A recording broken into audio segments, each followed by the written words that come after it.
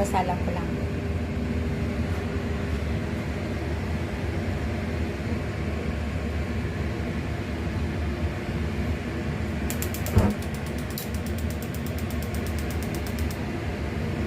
Tapos yung amo ko, ito yung gusto niyang ulam ngayon. Yung topo, tapos may pinino na spinach. Ay, naku. Ayan, sis. Kasasalang ko lang.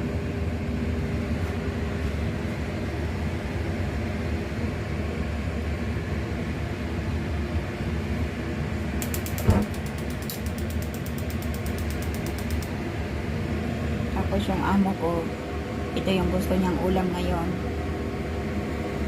Yung topo, tapos may pinino na spinach. Ay, naku.